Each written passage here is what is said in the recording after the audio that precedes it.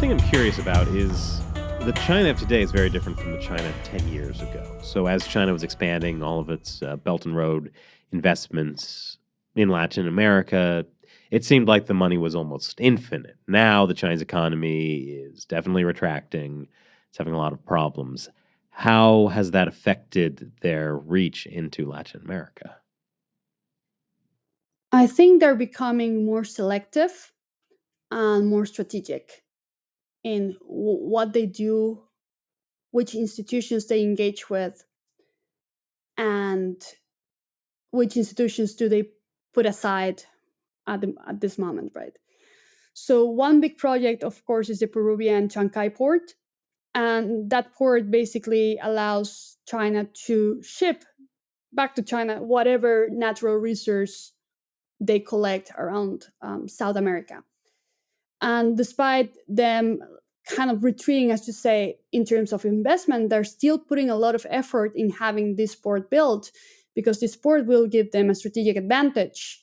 And also, it would allow them to kind of bypass the use of the Panama Canal for some of the produce that they want to get back to China, because there is another project that is being built right now that will connect Brazil and actually Chile, but then you have the Carretera Interamericana, um, which is the transoceanic road, right? Which will connect Brazil, Paraguay, um, Chile, and Peru through secondary roads. Wait, So so it goes through the Andes Mountains.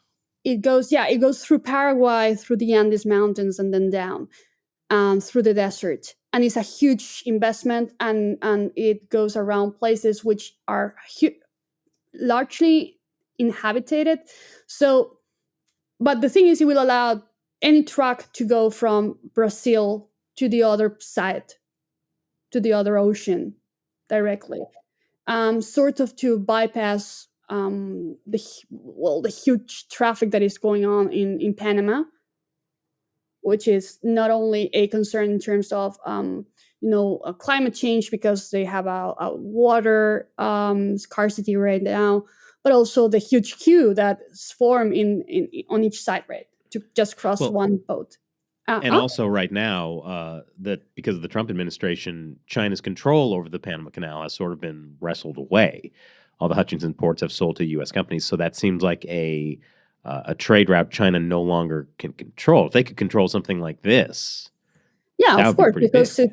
it's just you sending trucks. You don't need, if you want to invest money, just invest in enlarging the road, or covering the holes on the ground. It's not much of an effort. And although China is not directly involved in that road, well, they will get sort of a benefit from it. And also, this Chancay port will also be able to export any minerals they gather from what is called the lithium triangle, right? So anything they get from Bolivia, Argentina, and Chile from the north, you can ship it away from Peru. So that's a huge project that they are building right now. A second effort that it seems that they're taking some interest in is the Antarctica, since in a few years the agreement will have to be reviewed. So there will be some discussions over sovereignty in Antarctica. Another issue that they're looking at, of course, is the Taiwan problem, what they call it, the Taiwan problem, which is just getting Paraguay to stop recognizing Taiwan. Are there any developments in that field? I'm sure China is really wooing them. I mean, there is a lot of presence of Chinese actors in Paraguay, trying to kind of build ties with politicians and businessmen, etc.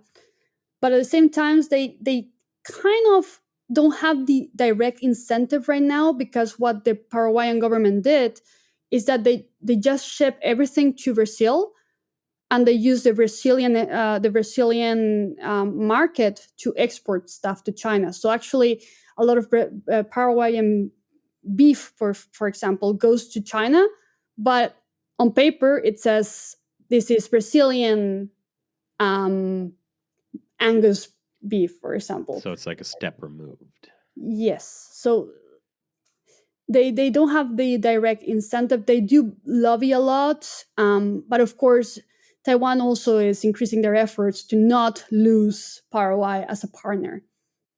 I'm curious. I'd like to know more about that road. Do you know what state of development it's in?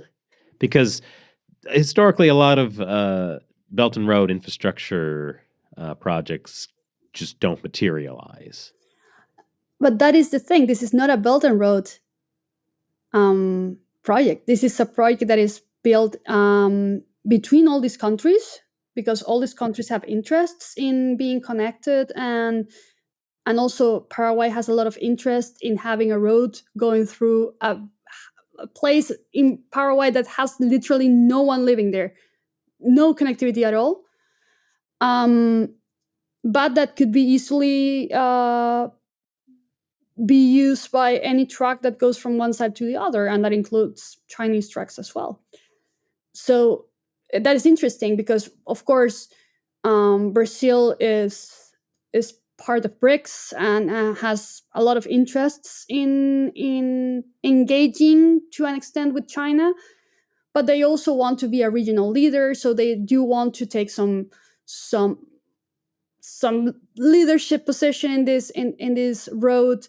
And regarding the state of construction, I am not 100% sure. I will have to check, but the project is written. I mean, I know that the road has been mapped out, surveyed, and it just needs to be built right now. Interesting. So that could be a pretty big game changer. Though I could also see that's something the United States could get involved with in some way. Yeah, I mean, for the United States, especially for their maritime interests, decompressing the Panama Canal is a huge incentive because it takes weeks to pass any ship from one side to the other. So it would also be in the U.S. interest if there was some alternative, as long as it's not Chinese-controlled, alternative to the Panama Canal. Yes. Well, a few years before, they were talking about building a Nicaraguan canal. Yeah. But this is basically an alternative that doesn't include the ships. And that's also, it has its problems because all ships will have to have a counterpart on the other side, right? So you need two ships basically to make this work. Two big ports. And two big ports. Yeah. Which could have potential military applications as well. I'm sure of any course. port that big. Yes. Thank you for watching this highlight from our hour-long podcast. The full interview is available exclusively on our website, ChinaUncensored.tv. And when you subscribe to our website, you'll also get premium China Uncensored episodes, live streams, a community chat with me, Shelley, Matt, and hundreds of subscribers. And most importantly, you'll be supporting content you love. Check it out. The link is below.